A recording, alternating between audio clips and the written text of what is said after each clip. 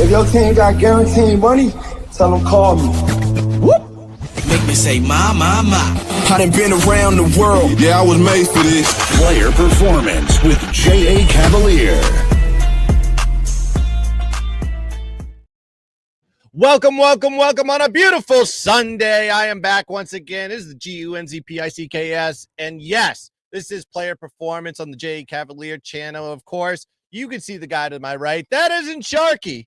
But I got a special guest to run the board with, a guy that I appreciate, a guy I respect, a guy that I talk to all the time when we're making a lot of these MLB plays. I trust him. He's good shit. You can find him on X, Mark Zeno. Zeno, I should say. I keep saying Zeno. No, fuck. Zeno's right. God damn it. All right, it is Mark Zeno. What's going on, my friend? How you doing? You were right the first time. Technically, it is Zeno. Everybody else pushes it and says Zeno, but it is Zeno, so you're right. Yeah. Okay, I said it right the first time. I just don't ever doubt the Gunz. Don't ever doubt the Gunz. How's it going today? How you doing this beautiful Saturday? Good. Recovering from the Cincinnati Reds disgusting meltdown last night, and I drowned it in some nice steak and booze and called it a night. So, but we're good. We're recovering. Yeah. Well, I said it yesterday. I was like, you're walking into a hurricane betting against the Brewers, but eventually the streak's got to end. We're going to be talking about that game, talking about our looks on every single play up and down the board. I see the chat going. Of course, Titans loving seeing Mark today. Top of the day, fellas in the chat. Love the chat. Keep the chat interactive. We're going to be talking to you guys as the show goes along, sharing your info. Drop your plays in the chat. But you know how it works here. MLB Performance starts right now. I live the bright lights, the type, the crowd likes. Where you at, ballers? Ladies love me and men, they wanna be me, they pay to come see me. Where you at, ballers? Wasting no time because we have an early bird game with the Phillies versus the Nationals in Nats Park, right up the road from Gunz Picks Studios. Of course, Aaron Nola is going to be on the mound going against Mitchell Parker. Been a up and down series. Of course, Philly kind of dominating this team. And of course, Washington in a lot of cases not really good against their own divisional opponents. They did get the W yesterday. Is there a bounce back for the Philadelphia Phillies? I'll pass it to you, Mark. What do you think? I don't want to play a guy coming in his first start off the IL and Aaron Nola. So that makes me want to walk away from this. However, you and I have been gnawing at the Phillies now for the better part of a week. Yeah. And they've done nothing but disappoint us and break our balls and break our hearts. And so I would look at the Phillies team totals at 5.5. So I don't really want to get involved with that either. But this Phillies team, short of the second game of this series, where they won 6-2, and I think, let me just double check. Yeah, well, they scored 4 runs in the 7th inning. Short of that 7th inning, in this series, their offense has been awful. It's been terrible. They scored 2 runs in the first game. They scored 2 runs until they had that 4-run 7th inning. They didn't score anything yesterday. It's like you keep wanting this Phillies offense to break out, and they haven't done it. And I don't know, Mitchell Parker is not like a guy that I'm really worried about per se. He did face Philly once this year, 6 1/3, 7 hits, no runs. The only thing you could really convince me of at this point is to look at maybe a first 5 under. If you believe Nola will be sharp enough to get through. I can't put any more faith in the Phillies offense right now until I start to see otherwise. So stay away early game, that Roku, that 11 a.m. game thing that they were doing last year with Apple TV. I guess it's on Roku now. Mm-hmm. These guys' body clocks roll off. Nobody's taking BP this morning. Nobody's doing anything. Might take them a couple innings to get warm. I would look at a first 5 under. Yeah, seeing that total at 10 is kind of alarming to me, especially for an early game. Are they expecting runs? With ERAs that are through the roof. That's why. Yeah, I guess so. And of course, Nola coming back for first start in a while. May 14th was the last start, actually. 2-7 straight up in his starts this season. So they really haven't performed for him at all. 1-7-1 in first 5s when Nola is on the bump as well. So it kind of doesn't really correlate to what I know. What Mark and I have been doing is trying to hit the half a run first 5 on the Phillies virtually every time in this series. He is going against Mitchell Parker. Mitchell Parker, not very good at home in first fives, 1-5-1 in those situations, 1-6 straight up into the run line in full game situations as well in his last 7 home starts. Highest dog line, which I think is alarming, knowing that Nola just came back from, hasn't pitched in a while. And you're making this line almost virtually minus 200. I think it's up to minus 220 in some books right now. I find that shocking. What you need to know about the Phillies, though, they do not perform very well as a very heavy favorite. And if you look at the run line, so don't get cute with that. I'm leaning, and I hate to say it, I'm leaning Phillies half a run first 5. I just don't trust Mitchell Parker. I don't trust Washington. And from a historical standpoint, NL East, I just think that they have underperformed in their own division. And there's a little bit of a bounce back factor maybe with the Phillies trying to get that W coming off that 2-0 loss, playing absolutely terrible offense yesterday, but they're going against lefties. They're top 10 versus lefties in a lot of batting average situations. In OPS. So first 5 minus half a run, very enticing, but it's not going to be on my card because I'm just avoiding the Phillies and I maybe find some opportunities down the road. All right, next game on the board. We're going to Miami versus my Boston Red Sox. Jansen Junk's going to be on the mound. He's going against Garrett Crochet, the ace of the lineup here for the Boston Red Sox. Miami, red hot with Jansen Junk. You look at his numbers. They've won for him 8-2 straight up in his starts this year, but he's going against a beast on a very heavy favored line. I'll start with you. What are your thoughts? Miami versus Boston. The only thing you can do is take Miami plus 1.5. I mean, like, Garrett Crochet is so overpriced at this point. It's like the Dodgers were in the beginning of the year. The prices are out of control. And I'm not getting involved with anything here. And Junk, as you mentioned, hasn't been terrible. All things considered, since moving into the full-time starting role here, where he's been. But I think overall, Miami scores a lot on the road, and that's where, you can maybe able to find some value here that they can keep this thing close, maybe within the first 5 or whatever. If it's lower scoring, you hope for a push and get out of there. I mean, I don't really trust the Marlins bullpen all that much. Do I really want to, get involved for a full game scenario here, especially against Boston's bullpen, which has got the 3rd best ERA in baseball. So, but I think the only way to play it is play Miami. I mean, it's just the prices are whacked out with Garrett Crochet on the mound. Yeah. You hit something on the head that I think is the way I'm going to play this game. And I think it's the first 5 over. And I know it's a little bit dangerous and you're playing with fire with Crochet, but he doesn't pitch as good at home as he does on the road. He does have 5 straight wins at home, but he has some, he has given up runs in a lot of cases. And then Miami can hit lefties. Of course, Crochet going to be a lefty in this situation that they're going against with the Miami Marlins. But yeah, you're playing with fire when you're betting against the Miami here. But in a certain run scenario with Jansen Junk on the mound, he is susceptible of giving up runs. It's just the Miami Marlins bats seem to pick him up in a full game situation. He's given up 4.2 runs per 5 innings in his last 5 starts. Also highest dog line for him on the year. And then if you go and you look at the other side here for Crochet, like I said, 5 straight home wins, 3-2 to the run line, 4-1 straight up as a favorite of minus 200 or more. He's also 5-0 straight up into the run line in Crochet's last 5 starts versus NL teams. Here's one for you. Yep. Garrett Crochet under 7.5 strikeouts. Hit it. Yeah. Miami has the 4th lowest K rate against lefties on the road this year. Oh, there you go. So if you want to go look at the prop market, we don't have, of course, Luke the prop master, but we have Mark the prop master joining us, giving us a few extra looks on that one with the pitching. Jay Money says, F no. I'll keep it clean for the kids. Red Sox minus 1.5. Only way I'd look at that. There is a trend that I said to the run line versus NL teams. It's really worked out for Crochet. I think he's 3-1 straight up into the run line as a favorite of minus 150 or more versus the NL this year. So I don't hate that look, Jay Money.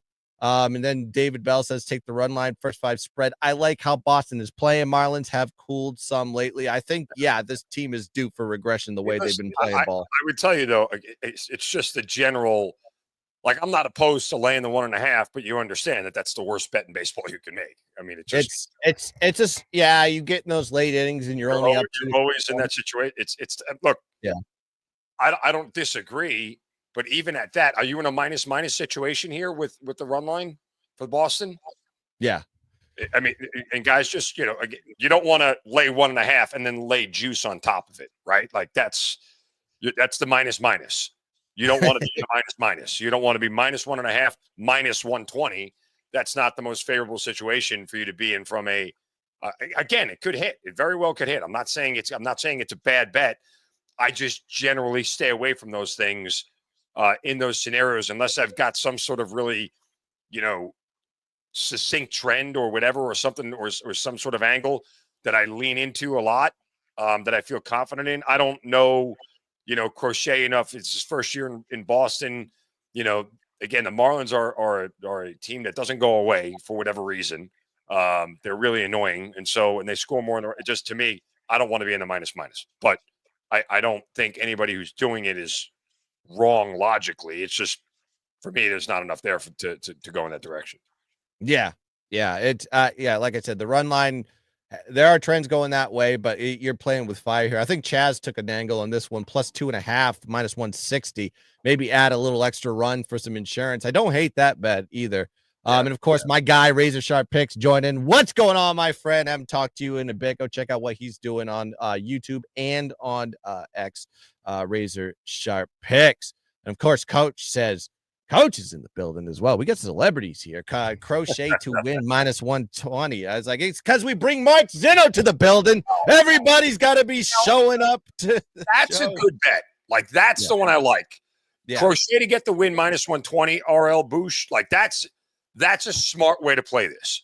I'm not laying a ton of juice. Everything is correlated to everything that you said.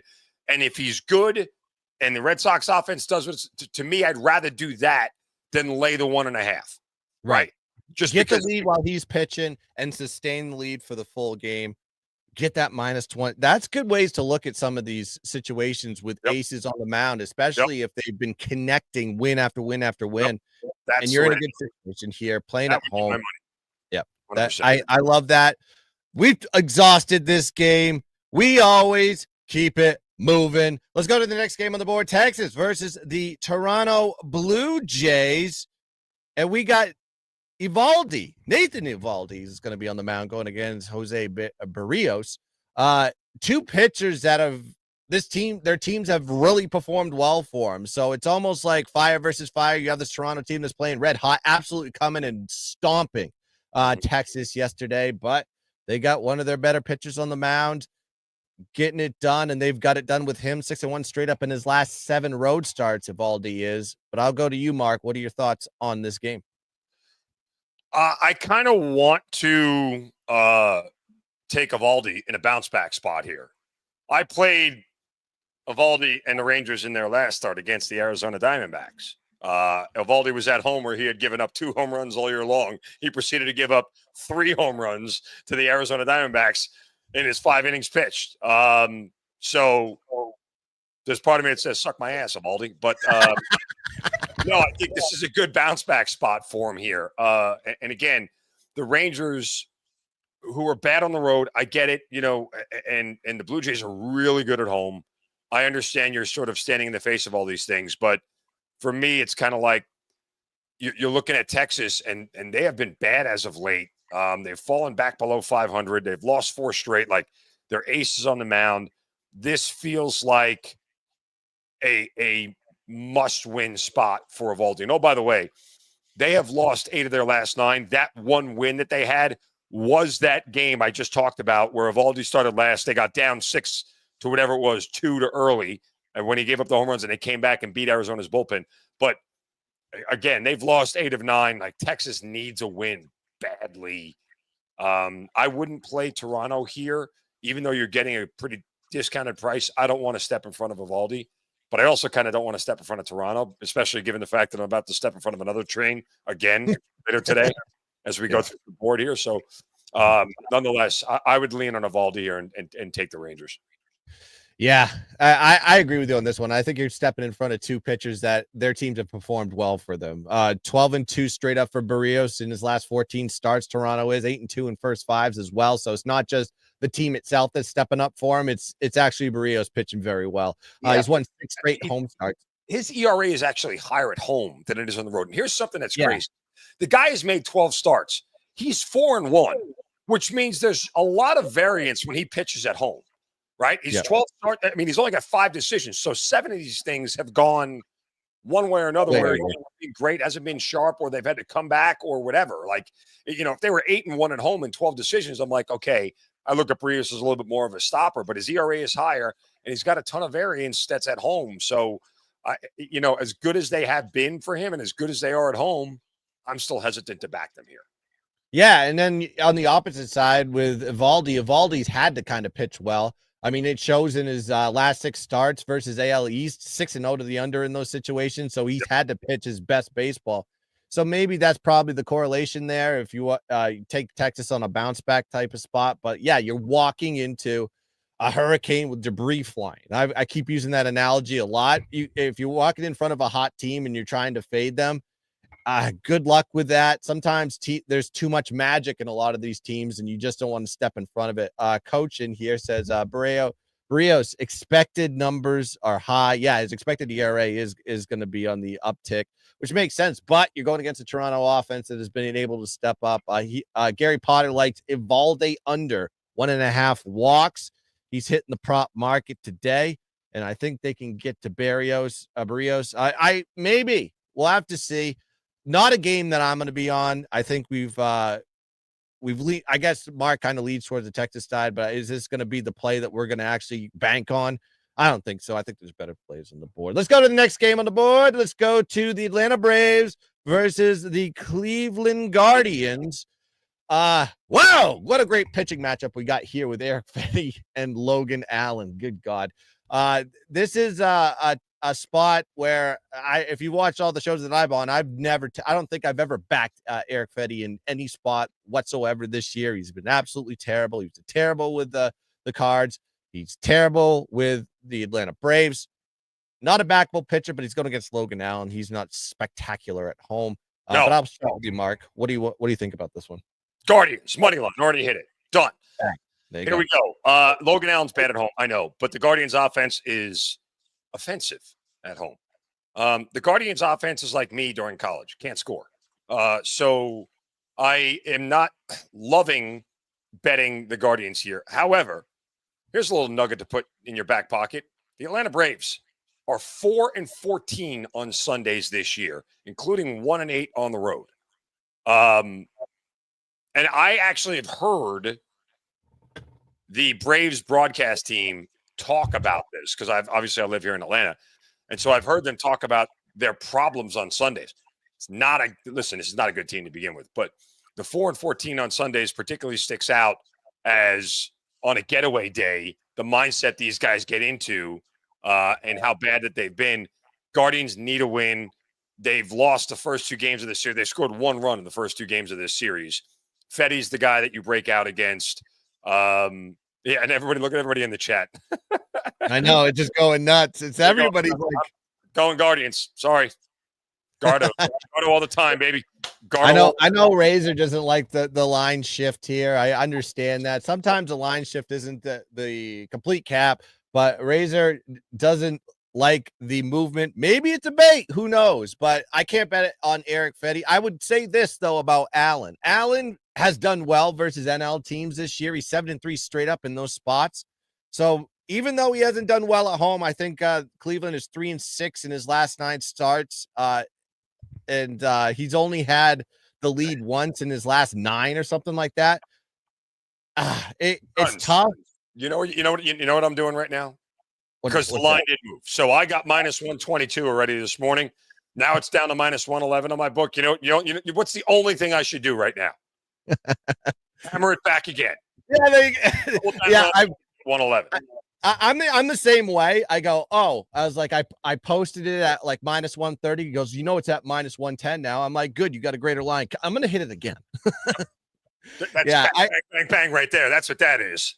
Yeah, I don't care. I don't care where the line's moving. Sharps can do whatever they want, or whatever syndicate's doing whatever they want. I think you're right. I think I'd rather trust like baseball. Exactly. I mean, lines are going to go up and down, left and right, whatever. But Logan Allen versus the NL is the best trend, and of course, Eric Fetty just unbackable in virtually every situation.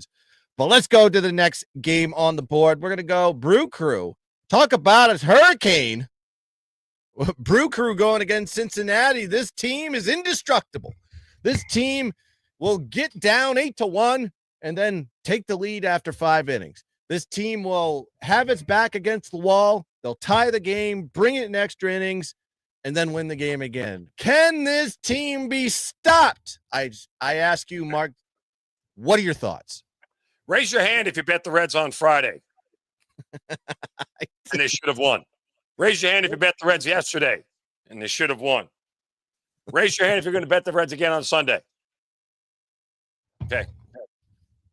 Forgive me, Lord. You're back on your bullshit. Look, I've committed to the process here. Reds are the only team in Major League Baseball to have not been swept this year. They should have won the first 2 games. Like, this is getting ridiculous at this point in time, the way the Brewers are winning these games. You know, look at Razor Sharp picks. He's coming at us. I love it. That beautiful bastard. He's like, go ahead, do it again. I dare you. Right in the middle of my breakdown here. Thanks, Razor Sharp. Appreciate it. I am going to do it again. Bite my ass, all right?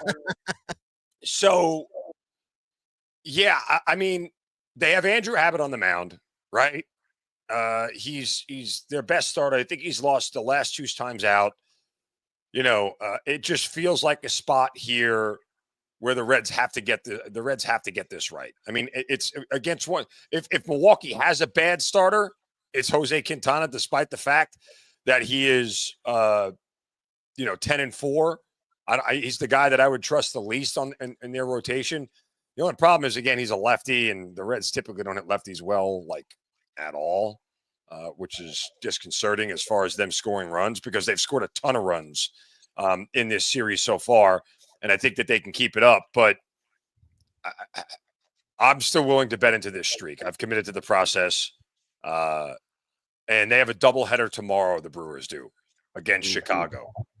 So they're going to have to manage arms in this game, and I think all of that plays into where this thing goes.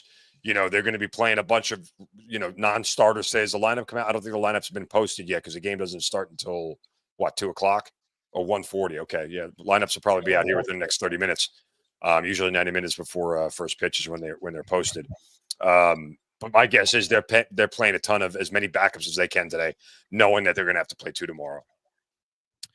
Yeah, you make a good point there. Situationally, it's not a great spot for Milwaukee. And you are going against Andrew Abbott. And Andrew Abbott, at least when he is on the mound, the problem with Abbott in a lot of his situations is the team, when he gets out of the game, they kind of let him down. He's not getting the W's. But in first 5s, and I think Coach Rick put it up here with Abbott, 14-4.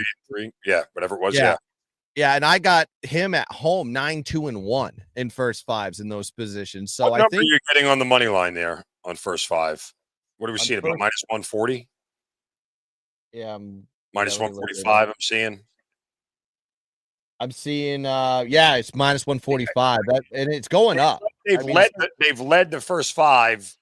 They were either tied or led in the first 5 as dogs in the first 2 games.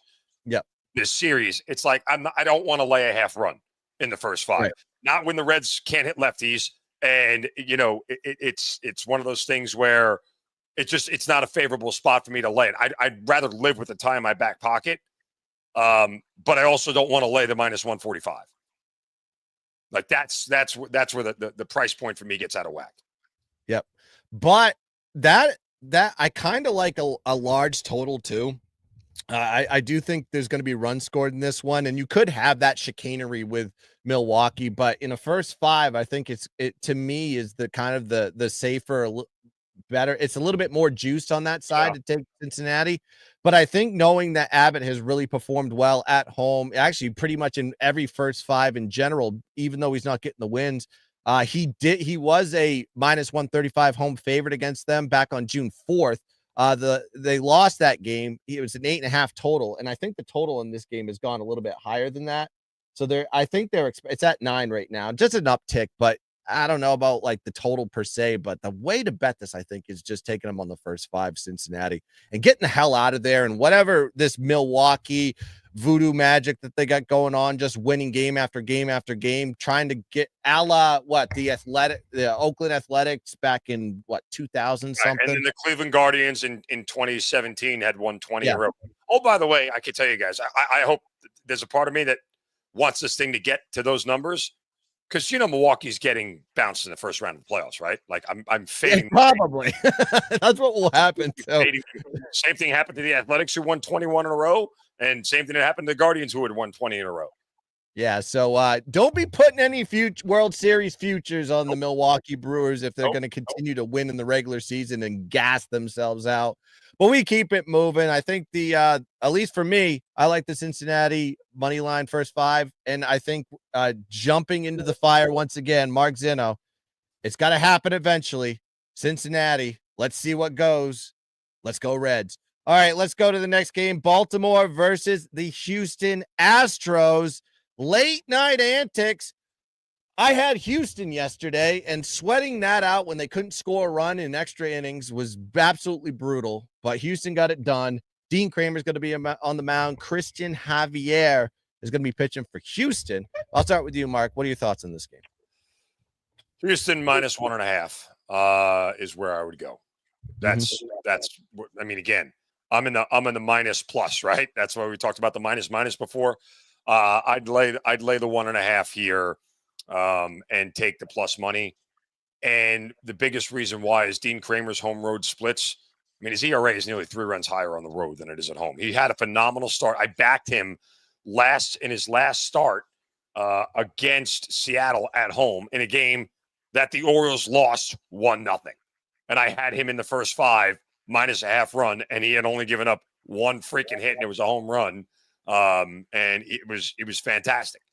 But much different pitcher on the road.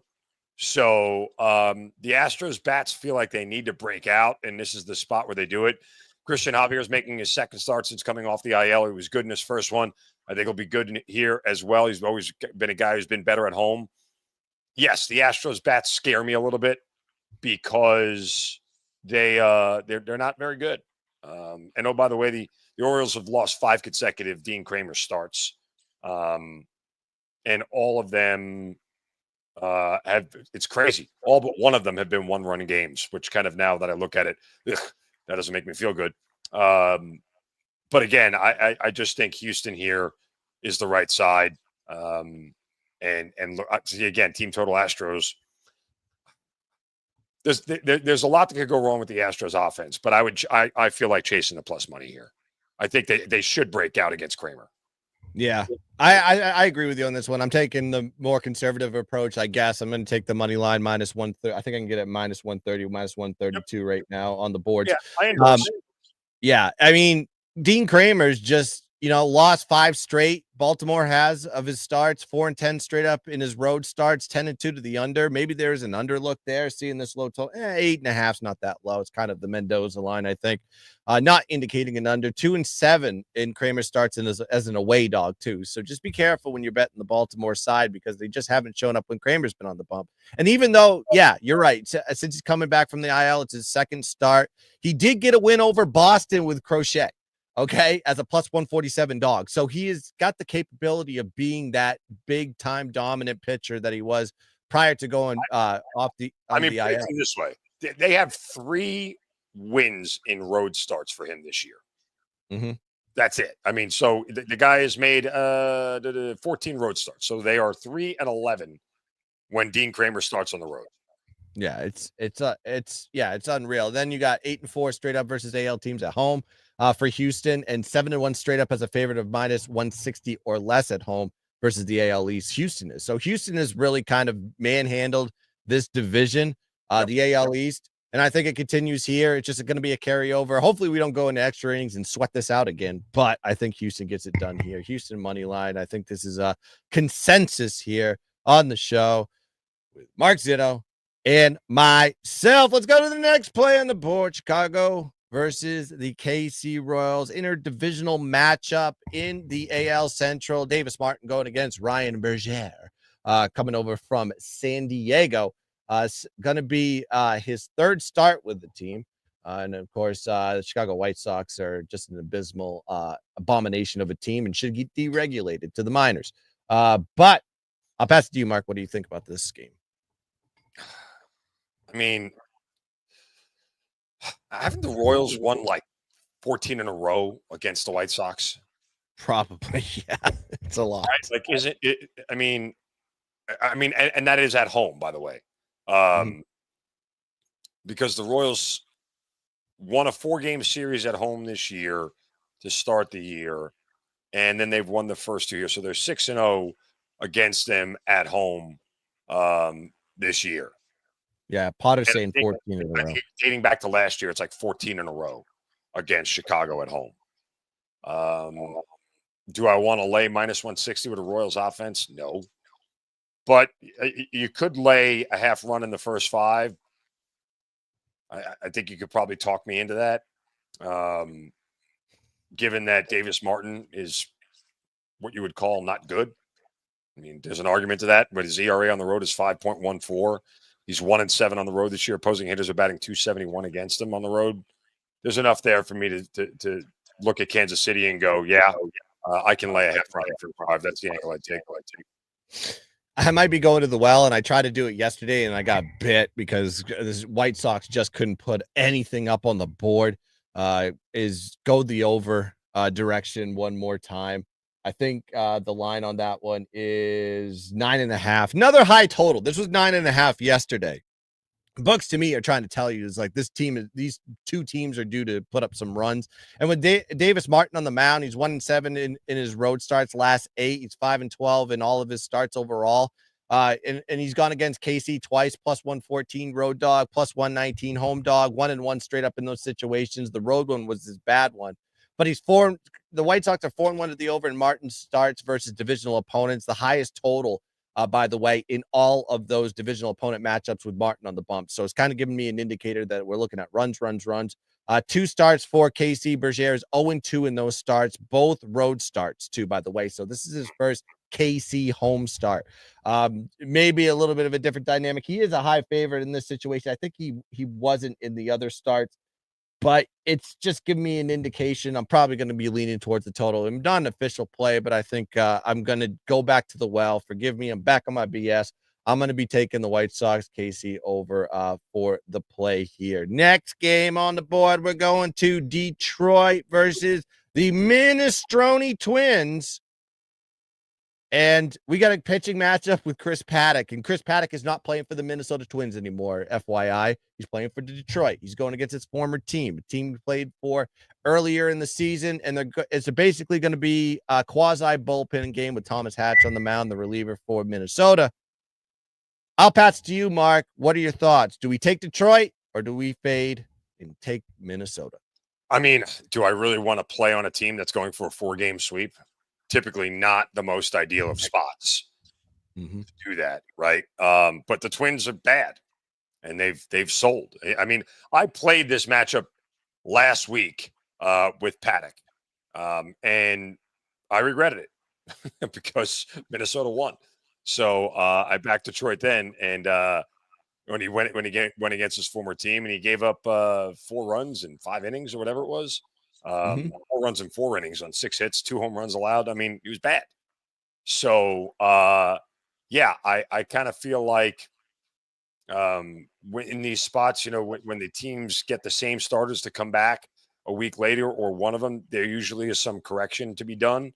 And maybe Paddock is actually more comfortable at Target Field, right? Like, if you believe in his splits, his home ERA is better than his road ERA. So maybe he's given up less home runs in Target Field than he has on the road this year. So, hard to figure out.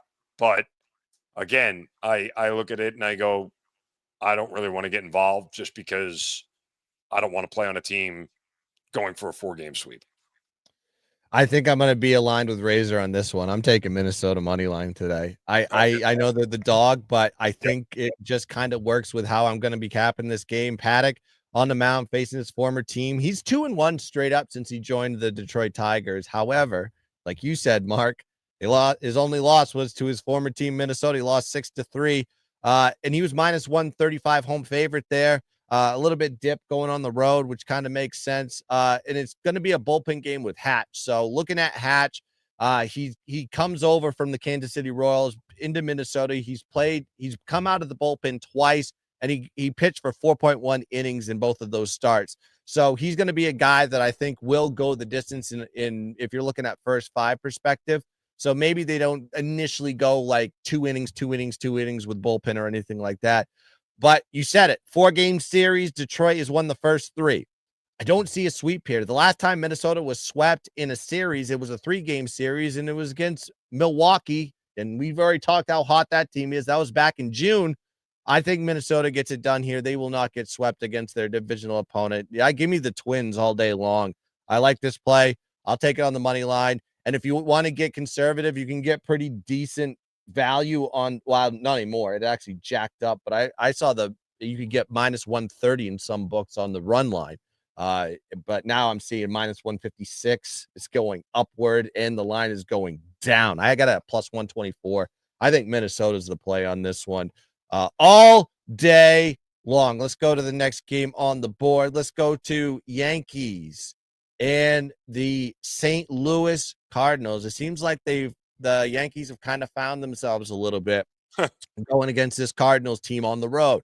Bad, like I said yesterday, last 26 games, they've been absolutely abysmal on the road. I think they only won 7 of those, and now they've won 8. Absolute domination yesterday. I said take the over on my free play, cashed, but we have a new day with Warren on the mound. I'll pass it to you, Mark. What do you think? Yankees first 5 run line. Will Warren's actually been pretty good. 7 of his last 8 starts, he's around 2 runs or less. The Yankees bullpen is wholly, completely untrustworthy, and Aaron Boone is a putz who doesn't know what the hell he's doing. So let's just clarify that. He's the worst manager in baseball and should have been fired 3 years ago. But don't get me started on that. But yeah, I trust. I can't believe I'm going to say these words out loud. I trust Will Warren here. Will Warren was an over cash machine for the first 2 months of the season. He's kind of put it together as of late. He's actually been better.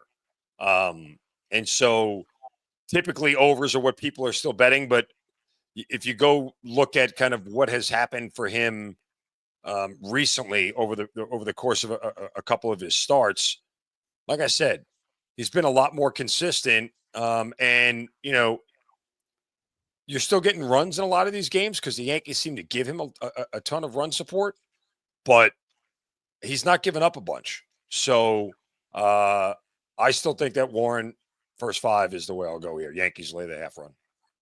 Yeah. I'm looking at the full game, and maybe this is a thread the needle type of play. I think getting plus 1.5 with St. Louis today. With Michaelis on the mound for St. Louis. You talked about the Will Warren stats. He has been an over pitcher, 6-2 to the over against NL teams. And you know who else is an over pitcher versus the AL? It's Michaelis. So if you're taking the over at 9, I don't disagree with it. It was 7.5 yesterday, and I thought that was too low. I think the over hit in the 3rd inning, top of the 3rd, actually.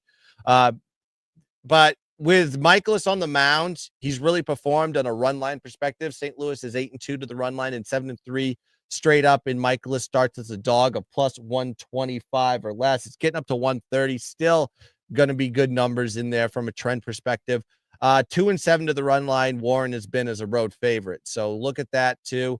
I think the way I can't disagree with you on the first 5. I think Michaelis has been a little bit wishy-washy, but I think this game will be close and should come down to a run or 2. I don't know what side is going to finish this game off strong, but I think St. Louis at plus 1.5 to keep it close is the way I would play this game. So first 5 for Mark with the Yankees, 1.5 full game, St. Louis for the gun. And then we go to the next play on the board, the Pittsburgh Cubbies. What a low, lackluster series this has been. And then we got a pitching matchup with a guy that I can barely pronounce his name. Let's just call the guy Carmen for perspective here. Going against Javier Assad, who's coming into his second start of the year. Matchup, a lot of unders have been hitting in this matchup. 7-2 to the under in the last 9 meetings. And we have another low total here at 7.5. What are your thoughts, Mark? Pittsburgh versus the Cubs. It's crazy. This season series is absolutely mind-boggling. Like, have you seen this season series? They continue to not score runs in it. Mm-hmm. I mean, let me just read off to you the last 6 games: 3-1, 3-2, 3-2, 2-1, 2-1, 3-2. I mean, you figure it out. Like, Pirates plus 1.5 has got to be the play, right? I would say so, right? Even though it's, some guy named Assad on the mound. I don't, that guy who named Assad was not a very nice man. But I don't think he lived in America. Anyway, and you get the ski Malad. I don't even know how to say his name. Malodzinski. Malodzinski. I just call him Carmen. There you go. Yeah. Where in the world is Carmen ski? Yeah. I don't know. Again, that's the only thing I can come up with. Like, Pittsburgh plus 1.5 is the only thing I can come up with. Like, I've officially sworn off this series. I don't want to get involved. There's no real edge. And all of a sudden, it's like the best offense in the National League and the Cubs can't find a way to score more than 3 runs against Pittsburgh. Make it make sense. I'll treat the game like this.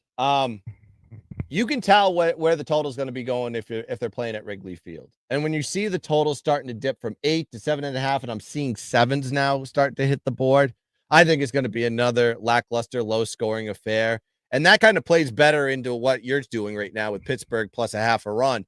But it is the first start for a lot. I mean, not a lot of starting experience as of recent from both of these pitchers. Mizalinsky, Carmen, whatever you want to call him.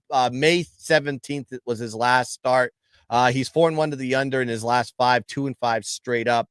He's also Pittsburgh is 0-5 straight up and 1-4 to the run line, 4-1 to the under in Mizalinsky's road starts. So a little bit concerning to take the run line just on that. However, Assad, not a lot of data on him. Second start of the year, and he's coming off a loss versus Toronto as a plus 108 road dog.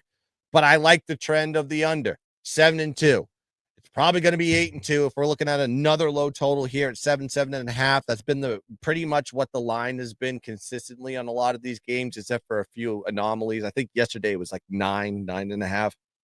But I think the under is the way I take this one. It's just going to be absolutely another boring game between these two teams. And Coach Rick says wind blowing 10 miles an hour coming into Wrigley. Still, I think the under is the way I would do this. And we keep it moving to the next game on the board. A lot of divisional matchups here on the weekend. We got Arizona versus Colorado. We got our boy Zenzatella going to be on the mound here for Colorado. And he's kind of pitched very well, especially in his last 5 starts. But the total is egregious right now, going up to the 13s. Colorado is a 10 to 12 run situation, and we're seeing 13s. I should give you an indicator. And it got a new guy, first appearance for Arizona, Nabel Chrismat. Is going to be making his first appearance with the D-backs. But I'll pass it to you, Mark. You got anything on this game? Hit on the over yesterday. You and I talked about that morning. I played the full game. I think you played first 5. That was at 11.5. I'm not getting involved at 13.5. You can get 12.5 now. Can you? Yep. I mean, and again, it's like, Senzatel is terrible. Do you believe that, Arizona, I mean, even the team total's got to be through the roof here. What are they, both 6.5? Is that where they are for the game? Yeah, they're both 6.5. Colorado's at 5.5. Yep. 6.5 and 5.5. No, just pass. Like, I'm not getting involved with a total that high. I get it. It's Coors Field and everything else. And look, they may very well go over. I was comfortable yesterday at 11.5, but I am not good. Yeah, Arizona's sold on the season, so they're not playing to the level of what they were 2 months ago, or at least trying. You know, again, over if you want to do it, but I'm not getting involved in this, Guns. There's just nothing appealing about it. I get it that Sensatella gets rocked around. I understand it. Do you want to play a team total over 6.5? I don't. I like a 6, but I think you're gonna have to spend a hefty penny to get a 6 now. I'm seeing it have juiced at 6.5 right now at -120 to -130. I mean, that gives an indicator it's probably going to be an over on a first 5, and that's kind of been my MO going through this series is just take first 5 over, first 5 over, first 5 over, and it's kind of worked for me. But I've always played like 5.5, 6. I don't like playing 6.5 because I think it could land on 6 in the first 5, and then you're holding a ticket you got to throw into the trash. I do like the Colorado side on this one because we don't really know who this Chris Matt guy is, but they have the total high enough to make me believe that he's going to be a guy that gives up runs. And this Colorado team's just really performed for Sensatella at home in his last 5 starts, 5-0 to the run line, 4-1 straight up in those situations. Average first 5 totals, though, if you look at Sensatella's last 5 home starts, 10.6 runs. Granted, there was one explosion of runs that I think hit 24 in the first 5 or something like that. But the totals have hit 5 or more.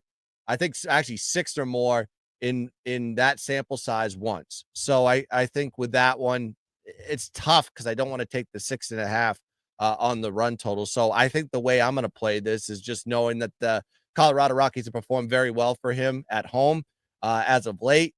And I wouldn't take, if you want to take the money line and get cute go ahead. I think you can get it at plus 124 right now.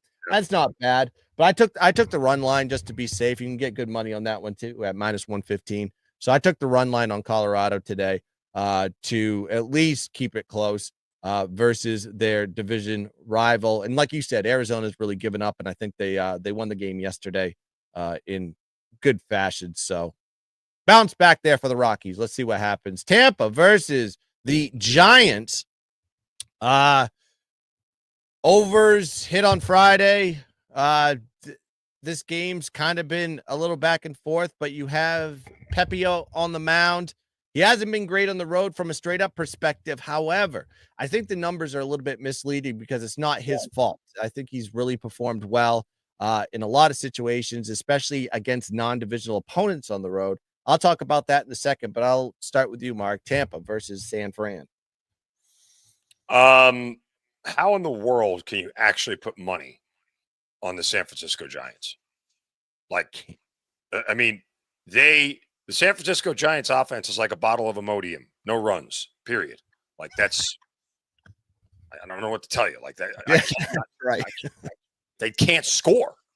Like I get they went over on Friday night, but like if you had told me they had scored 2 runs or less in like 18 of their last 20, I would believe you. I'd be like, that sounds about right. Because that's what it feels like every night. All they do is score 1 or 2 runs, and that's it. So yeah, I'm with it. I would lean Rays. You know, Pepio is capable of giving you a good start. I mean, there's an argument to say just take the first 5 under with Webb and Pepio on the mound. I could get involved in that, but you know me, I don't really love the under 3.5s in the first 5. In fairness, Pepio, who's given up 26 home runs and 25 starts this year, 17 of them have come at the bandbox. That's George Steinbrenner Field down in Tampa. He's only given up 9 home runs on the road, and they don't score a lot in San Fran anyway. So there's a world where a first 5 under, if you want to, do the 3.5 is if that's your thing. I don't love it. If there was a 4, I'd take it and live with the push. If I could find a first 5 under 4, I'd take it and live with a push. Yeah, I got to correct myself on the Rockies one. They did win yesterday. I forgot they got 6 runs in the bottom of the 8th to get that win. I went to bed, so once I got my first 5 over, I stopped paying attention to the game. So my fault. They did win yesterday. But yeah, you said it. I really think that Pepio on the road, his numbers are a little bit misleading. If you actually look at him and you take away all the divisional opponents that he goes against, I'm talking about the Yankees, Baltimore, Boston, and the Toronto Blue Jays, you you take those away, he's given up 0.83 runs per 5 innings in 6 non-divisional road starts, and he's 4-1-1 in the first 5 if you take those away. So, yes, road, division, you probably want to fade him. However, right, when he goes against teams that are in his non-divisional opponents, he seems to have been performing very well. And Logan Webb, I don't know what's wrong with him. Is it the team? Maybe. It could be him as well. 3-6 straight up, and he's 1-4 straight up in his last 5 home starts. He's only had the lead once in his last 9 home starts in 5 innings. So I think we can take a flyer here, and you can get some good value.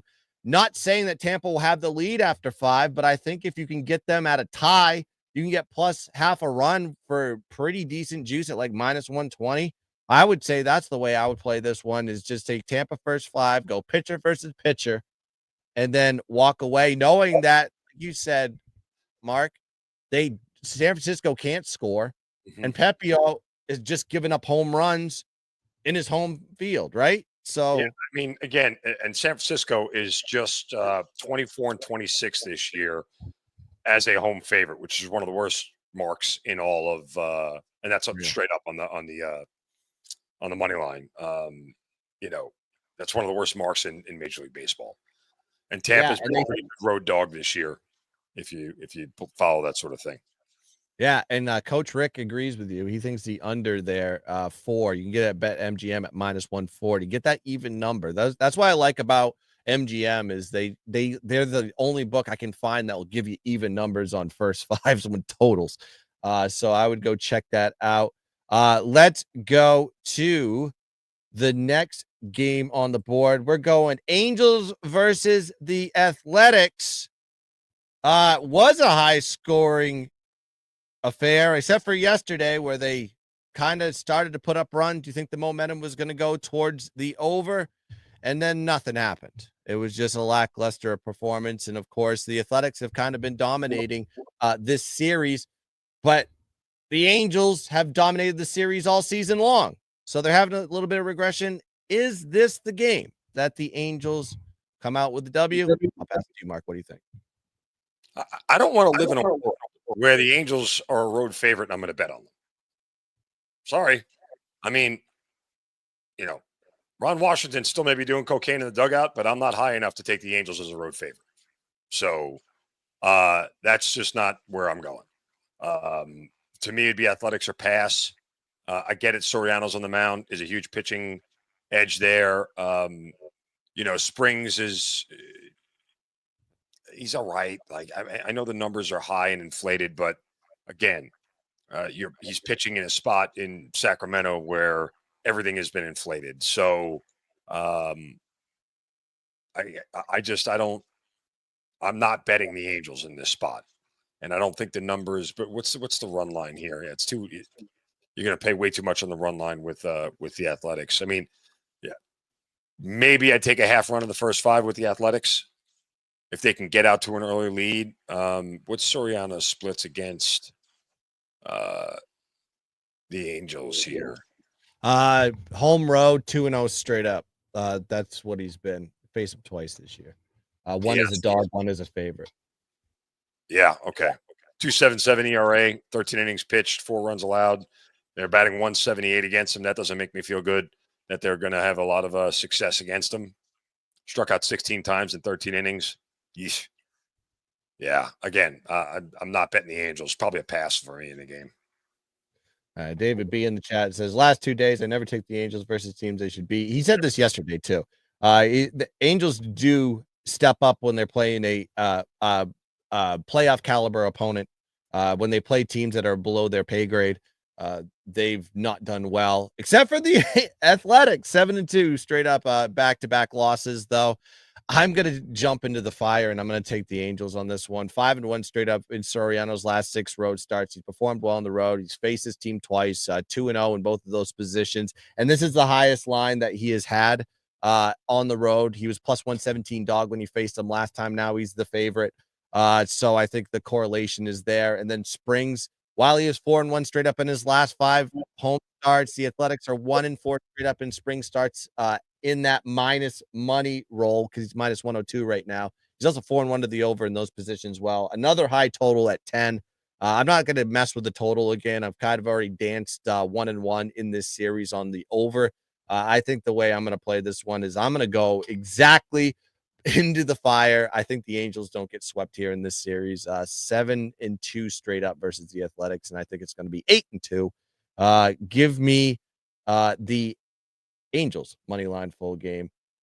J Money says, I love all the analysis of the SEC previews. Can't wait to win for you on the incoming college football season. I can't wait either. It starts next week, and I am so ready to just be capping football again. Get away from this stupid baseball. Just kidding. All right, let's go to the next game on the board. Angels versus the Athletics. I'm sorry, wrong one. We just talked about that one. Let's go to the next one. San Diego versus the Doyers. Good matchup here with Tyler Glasnow on the mound here for the Dodgers. Yu Darvish starting to get his rhythm back, right? He's got 3 straight wins in a row after starting 1-3. 2-1 straight up, 2-1 to the over as a dog this season. High totals on the first 5s, but he's going against another pitcher in Glasnow. I think everything kind of washes out, but I'll start with you, Mark. What are your thoughts in this game? I look, there's part of me that thinks the Padres are the better team than the Dodgers still. Darvish has been good as of late. And, Glasnow still coming off the IL. I mean, Darvish's last 3 starts have been very good. I don't know. I mean, again, I want to find a way to take the Padres here. But I don't know that I trust them. And again, it's like, the Dodgers have dominated the regular season series. They're 7-2 against them this year. And do they sweep them? I don't know. It just feels like Padres is the way to go, right? They got to win one here, don't they? I mean, after having a lead for a day and then going into LA, they can't not win one. But yes, they absolutely could lose to Tyler Glasnow. So, but I would lean Padres. Like, that's my lean. I don't have a real strong feel, but I definitely lean Padres. Yeah, I feel like they're gonna if the Dodgers are gonna win this game, they're gonna have to keep it close after 5. And I think if you leave it to the bullpens, maybe San Diego gets it done. Even though Darvish has been good as of late, the runs have been scored. 5.9 runs per 5 inning average when Darvish is on the mound, just in terms of first 5 between their opponents. But Glasnow, really, the Dodgers have not performed for him at home in his last 7 starts. He's 2-5 straight up and 1-4 straight up in his in his last 5 home starts. So his numbers at home this year are great. He's got a 2.15 ERA. Opposing hitters are batting $160 against him. He's got 48 strikeouts and 37 2/3. Like, he has pitched his ass off at home this year. You look at that. You brought up a good point, because he's done well in first 5s, because he's 3-1-3 in first 5s, and he's given up 1 run per 5 innings in those home starts. So it's never his fault per se. It's the bullpen's coming in, and they're not getting the W's for him. So maybe there's an angle again, and I took it yesterday. I took the Dodgers money line first 5, but Darvish is just playing very well here, and maybe he's going to get red hot going against a team like to this caliber. He may step up. Tough one for me. I just decided I don't want to play this one. I'm going to let it go and move on to the next games here. Let's go talk about the Mets. Let's talk about the Seattle Mariners. This Mets team getting the win yesterday, bringing up a guy, Nolan, to start for them, and that kind of worked out for him. He pitched very well, got the W for him, and now can you run it back and do back-to-back wins? George Kirby's on the mound. He's performed very well for the Seattle Mariners, and Chad Holmes kind of hasn't played very well. I'll start with you, Mark. What do you think? Over. In that little league field bandbox, over. I don't want anything dealing with the side. It's a weird trip for all these teams. You know what I want to do? Wait till tomorrow and watch both these teams on Sunday Night Baseball. Have to travel and look ahead to the schedule and who they're playing and fade them both. But over is kind of what I feel. I remember this game the last couple of years has gone over. When you talk about the Bowman Field or whatever it is in Williamsport, over. Yeah, you forget that they're not playing. They're playing in a different neutral site on this one. So keep that in mind. They're not playing in the Big Apple tomorrow. Journey Bank Ballpark they're playing at. And it seems like the numbers right around 8.5 on that total, probably showing some validity. That's kind of a high total there for Seattle.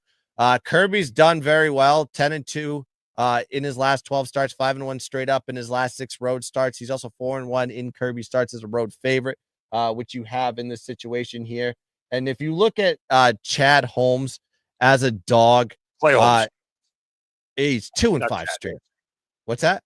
Not Chad Holmes, Clay Holmes. Yeah, what'd I say? Oh, I wrote down Chad. What am I saying, Chad? You're right. Clay Holmes. My bad. Apologies. Clay Holmes, 2-4 straight up into the run line in his last. You can't really call it home starts, but I think the dog is kind of the play on this one. 2-5 straight up, 6-1 to the under in those type of starts. Wouldn't say take the under in this spot. Very different dynamic and atmosphere than what that sample size really tells you. He's not done well in first fives as well. 1-5-1 in those situations as a dog. So I just expect underperformance here from the Mets per usual. And I think Seattle comes out with a victory, knowing that Kirby's on the mound, does well away from Seattle. So I like Seattle money line on that one. And Jay likes Naylor with a home run today as a prop. Lightning could be an issue, is what Titans says in the PA area. In Williamsport, we'll have to see about that one. All right, we've run through the entire board. Please like and subscribe to the Gunz Picks channel. I'm not the Gunz Picks channel, the J.A. Cavalier channel. God damn it. I am off my game today. Sorry. And make sure you follow me on Why Lose Guns on Telegram and check out all the deals I got on college football, NFL, and everything like that. You can get a month. You buy 1 month, you get one free. Go to my Telegram for that. And Mark, tell them where they can find you all over the social media platforms. At Mark Zeno, Twitter, Instagram. That's it. You guys see my stuff. You know where I am. So yep. I appreciate you guys checking out and supporting. Give him a follow. He's electric, and I hope you guys enjoyed him. But before we close it out, we got best bets. Let's go.